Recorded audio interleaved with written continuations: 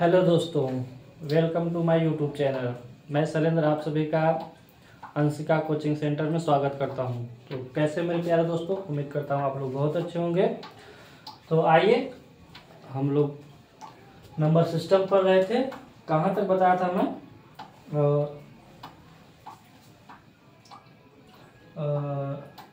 Number line चला था ना।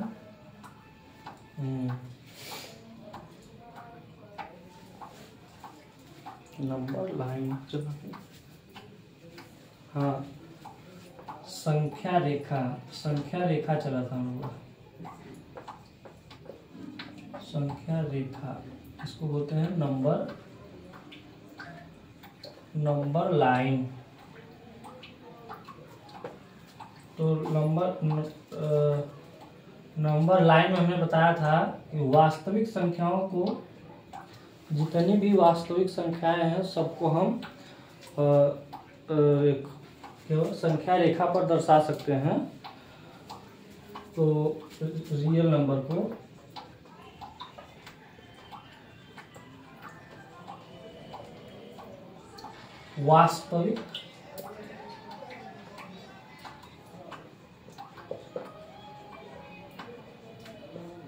वास्तविक संख्याओं को हम क्या कर सकते हैं?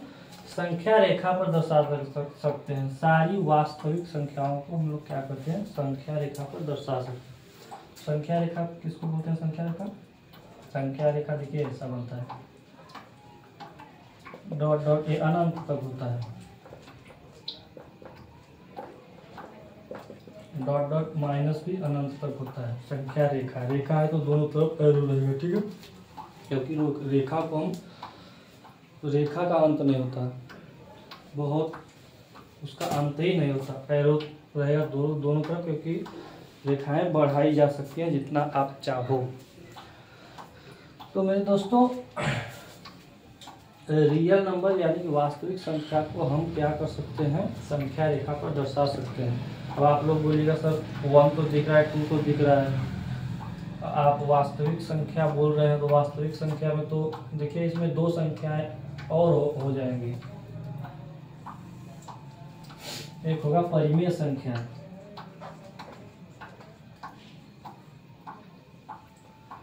परिमेय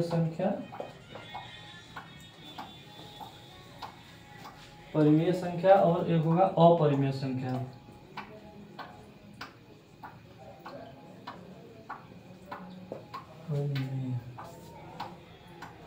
एक अपरिमेय संख्या,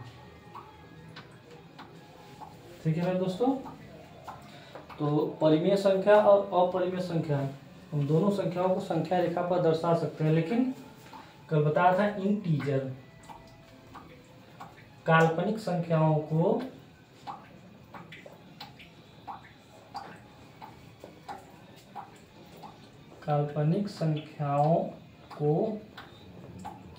हम संख्या रेखा पर नहीं दर्शा सकते, ठीक है। संख्या रेखा पर नहीं दर्शा सकते, क्यों? जैसे कि हम ले लिए, अच्छा देखिए, वास्तविक संख्याएं कैसी होती हैं? आप लोग लिखिए, नोट डाल के लिखिए, नोट डाल के लिखिए। जिन संख्याओं, नहीं लिखिए जिन ही लिखिए। जिन संख्याओं का वर्ग करने पर संख्या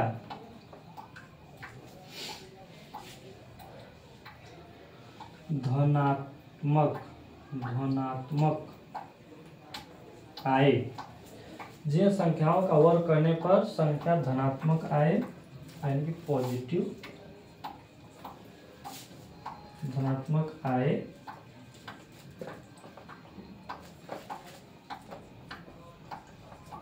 ऐसी संख्या को नहीं, धनात्मक आए एवं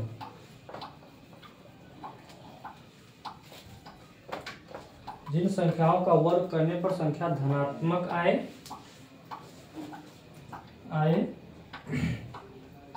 तो संख्या वास्तविक होगी। वास्तविक होगी।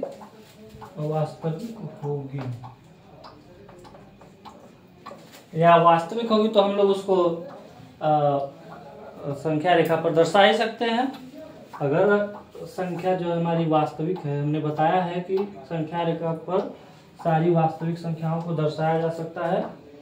अगर संख्या धनात्मक है और वह वास्तविक संख्या होगी तो वह संख्या रेखा पर दर्शाई जा सकती है। अगर वर्ग, लिखिए आप लोग, अगर वर्ग करने पर संख्या ऋणात्मक निगेटिव आए तो संख्या काल्पनिक इमेजिनरी यानी कि काल्पनिक होगी। आप लोग ये नोट में लिख लीजिए अपने कॉपी में, फिर हम आगे बढ़ते हैं। लिख लीजिए, जिन संख्याओं का वर्ग करने पर संख्या धनात्मक आए तो वह वास्तविक संख्या होगी। अगर संख्या वास्तविक होगी तो हम उसको संख्या रेखा पर दर्शा सकते हैं। अगर वर्ग करने पर संख्या ऋणात्मक आती है तो वह संख्या इमेजिनरी संख्या होगी। ठीक है, वर्ग करने की बात हुई है, लिख लीजिए आप लोग, उसके बाद हम आगे बढ़ते हैं।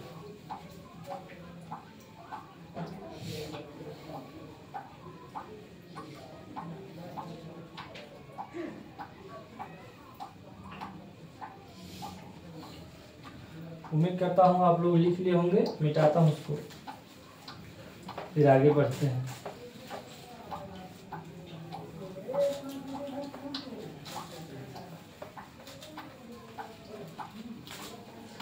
अब देखिए दोस्तों, संख्याओं का वर्ग करने पर कैसी संख्याएं आती हैं। जैसे हमने 3 का वर्ग किया तो आया 9, और 9 कैसी संख्या है? वास्तविक संख्या है। ठीक है, ये तो वास्तविक संख्या होगी।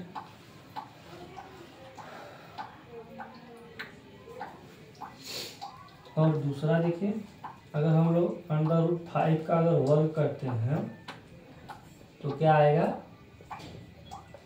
5 ही आएगा। तो 5 आएगा तो ये भी वास्तविक संख्या है। तीसरा देखिए, √9 का हम लोग वर्ग करते हैं तो क्या होगा? -√9 इंटू -√9 बराबर क्या होगा? तो माइनस माइनस का गुणा माइनस हो जाएगा, इसका गुणा ये भी 9 आ जाएगा। तो ये भी क्या होगा? वास्तविक संख्या हो जाएगी। ठीक है, चौथा देखिए आप लोग, चौथा क्या है? -√6। अगर -√6 का हम लोग वर्ग करते हैं तो क्या होगा?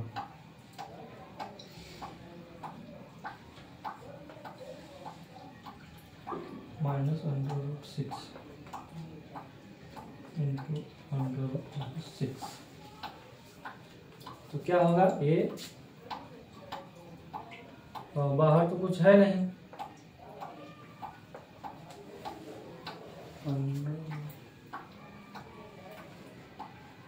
का वर्ग करने पर मेरे दोस्तों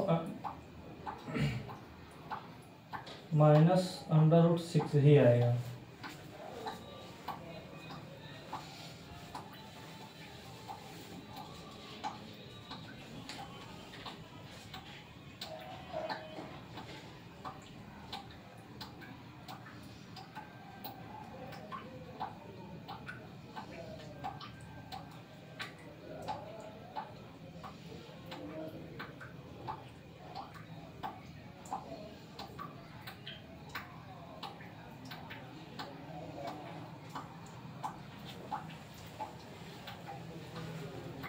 अंडर रूट से अंडर रूट कट जाएगा, -6 आएगा।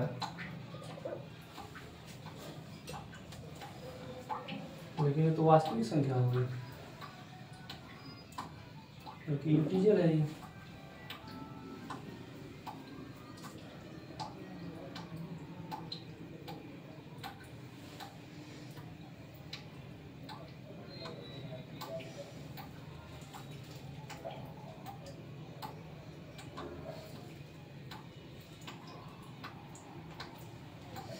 और पांचवा देखिए मेरे दोस्तों,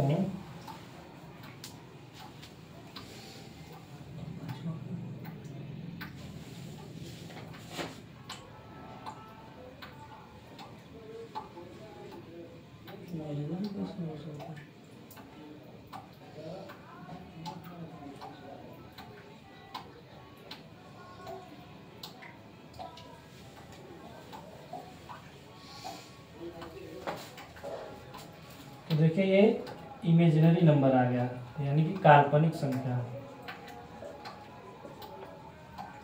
ठीक है, समझ में आया मेरे दोस्तों? ये वास्तविक संख्या, ये वास्तविक संख्या, ये वास्तविक संख्या।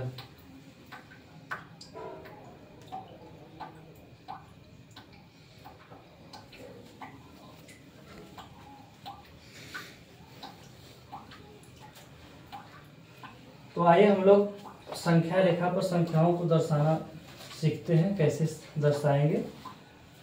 तो देखिए ये संख्या रेखा हो गई आपकी 0, 1, 2, 3, 4 डॉट डॉट डॉट अनंत, -1, -2, -3, -4, ये भी डॉट डॉट 0 तक।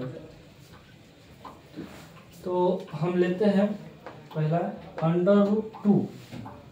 अब 2 तो अगर कोई पूछेगा तो आप बता ही सकते हैं कि यहाँ पे 2 है, यहाँ कोई 3 पूछेगा तो आप बता सकते हैं यहाँ पे 3 है, लेकिन √2 अगर कोई पूछेगा तो आप कैसे बताइएगा?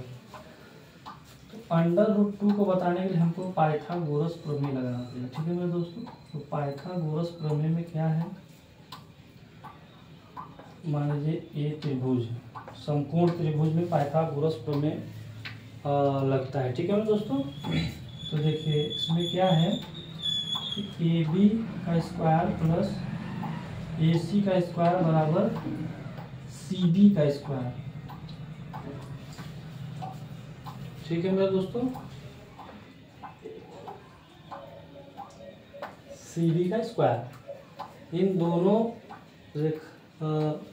इन दोनों साइडों का वर्ग इस बड़ी वाली जो साइड है इस वर्ग के बराबर होती है। ठीक है, तो इसको हम लोग निकालेंगे, जैसे ये ले ली इधर CD बराबर √ स्क्वायर को इधर भेजेंगे तो इसके ऊपर क्या लग जाएगा, करड़ी रूट लग जाएगा, AB square plus AC square. ठीक है, तो अब हम इसमें मान रखते हैं √2 हमको लाना है, इस कर्ण का मान √2 लाना है। ठीक है, तो √2 लाएंगे कैसे, अगर इसका 1 रखेंगे, इसका 1 रखेंगे तो √2 हमारा आ जाएगा। ठीक है, तो हम लोग क्या करेंगे, AB रेखा का मान कितना है 1, तो 1 का स्क्वायर प्लस AC का मान 1 का स्क्वायर √1 का स्क्वायर 1 का स्क्वायर 1, तो √2 हो गया। ठीक है मेरे दोस्तों, CB बराबर √2 हो गया। ठीक है, तो √2 का मान कितना होता है, 1.414, यानी कि 1.5 से थोड़ा कम ही होता है ना। 1.414 क्या है, 1.5 से थोड़ा कम है, यानी 1.5 से थोड़ा कम है, तो बीच में नहीं होगा। तो हम क्या करेंगे, यहाँ से यहाँ 1 ले लेंगे, फिर इसके ऊपर भी 1 ले लेंगे, यही त्रिभुज यहाँ बनाएंगे हम लोग। ठीक है, 1 लिए इसको मिला लेंगे। ठीक है, मिला लिए, अब क्या करेंगे, चाप रखेंगे, प्रकार रखेंगे, प्रकार को क्या करेंगे, इस कोना से मिला देंगे, और कोना से मिलाने के बाद प्रकार से ऐसे घुमा देंगे। ठीक है दोस्तों, जहाँ पर काटेगी यही होगा √2 का मान। तो √2 हमारे कहाँ पर रहेगी, जहाँ पर ये प्रकार से हम काटेंगे, यहाँ से रख के यहाँ पर, तो जहाँ पे काटेगी वहीं पर हमारा √2 हो जाएगा। ठीक है, अब आप लोग सोच रहे होंगे √3, √4 बराबर तो 2 ही आ जाएगा, वर्क कर देंगे तो। ठीक है, तो 2 तो आप देख ही रहे हो, √5। अब देखिए √3 और √5 आपको दिखाता हूँ। √3 को हम कैसे दर्शाएंगे संख्या रेखा पर। तो यहाँ ले लेंगे √2 और यहाँ 1 हो जाएगा √3। √2 का स्क्वायर लोग नाम लिख लेते हैं ABC। और हमको √3 लाना है, तो कैसे लाएंगे? √2 का स्क्वायर प्लस 1 का स्क्वायर रेडी रहेगा CD निकालने के लिए, ठीक है। तो इसका स्क्वायर करने में क्या हो जाएगा 2 प्लस इसका स्क्वायर 1 बराबर √3 होगा, ठीक है। CD का मान है √3। अब यहाँ पे कैसे दर्शाएंगे हम लोग? तो देखिए आधार हमारा कितना है √3, ठीक है। यहाँ पर काटा हुआ है √3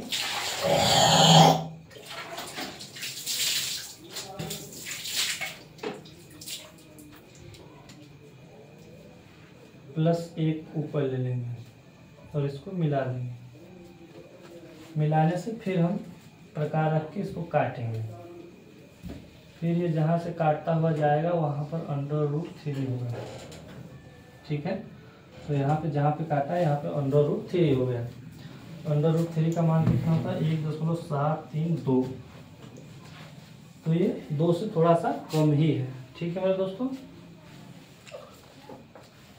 अब हम बताते हैं आपको √5 को कैसे दर्शाएंगे। √5 को दर्शाने के लिए हमको √3 और √2 लेना होगा। बिंदुओं का नाम लिख लेते हैं। अब हमको √5 लाना है, ठीक है। √5 लेने के लिए क्या करेंगे? स्क्वायर कर देंगे। √BC का स्क्वायर प्लस √BA का स्क्वायर बराबर AC। तो स्क्वायर करने पे करड़ी हट जाएगा। तो यहाँ 2 प्लस 3 बराबर कितना हो जाएगा? √5। √5 को दिखाने के लिए हमको क्या करना पड़ेगा? 2 से तो बड़ा होता है, तो 2 से आगे देखिए, इसको मिटा देता हूँ। 0 1 2। अच्छा, हमको अगर √5 का मान नहीं मालूम है तो हम कैसे निकालेंगे? देखिए यहाँ पे बताता हूँ। √5 लिखेंगे,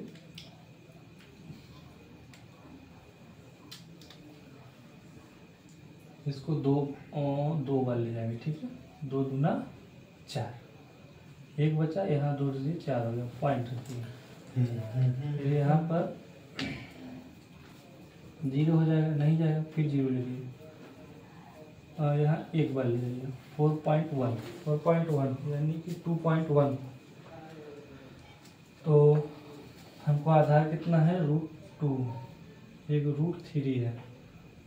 हमने √3 का पॉइंट यहाँ पे दिखाया था और √3 से ऊपर हम √2 ले जाएंगे, ठीक है, और इसको मिला देंगे। अब यहाँ पे फिर से प्रकार रखेंगे और चाप काटेंगे। ये जहाँ पर काटेगा यही √5 दर्शाएंगे, ठीक है मेरे दोस्तों। समझ में आया आप लोगों को?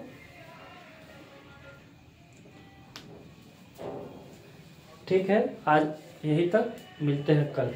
Thank you.